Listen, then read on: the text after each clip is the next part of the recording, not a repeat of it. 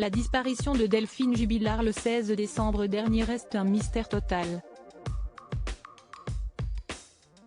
Quelques détails sur les derniers jours avant cette subite disparition intriguent, à commencer par sa voiture déplacée.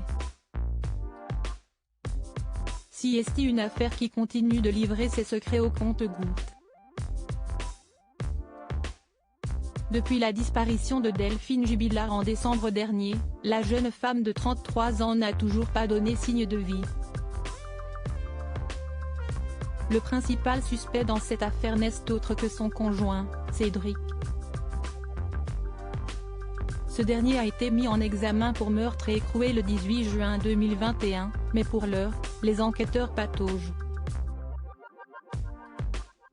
Pourtant, certains détails des derniers jours de la jeune infirmière pourraient leur permettre d'avancer dans cette histoire. Qui a déplacé la voiture de Delphine? Un élément est particulièrement intrigant, la voiture de Delphine Jubilard. En effet, au moment de la disparition de celle qui était allée sortir ses deux chiens, il a été constaté que la voiture du couple a été déplacée. Problème, si Delphine avait disparu et n'était donc pas en capacité de l'utiliser, son compagnon lui n'a pas le permis de conduire. De plus, les clés de la voiture se trouvaient dans le sac de l'infirmière.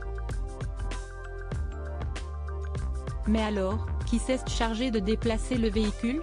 Pour l'heure, aucune réponse à cette interrogation n'a été trouvée par les enquêteurs, mais Cédric Jubilard reste le suspect numéro 1 dans cette affaire.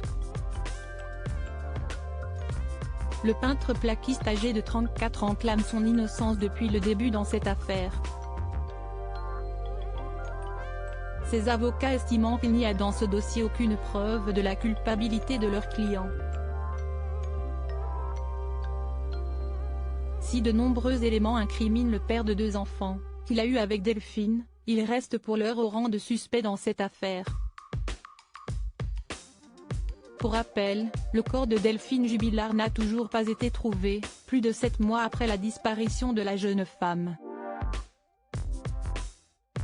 Elle était en instance de divorce avec Cédric, qui, d'après les dires de sa mère durant un interrogatoire, lui aurait confié en privé « Je vais la tuer, je vais l'enterrer et personne ne la retrouvera », selon des informations du Parisien.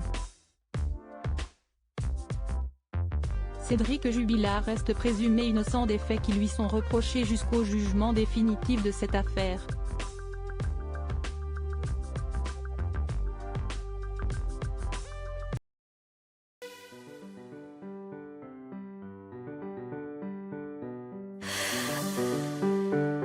The man I love just had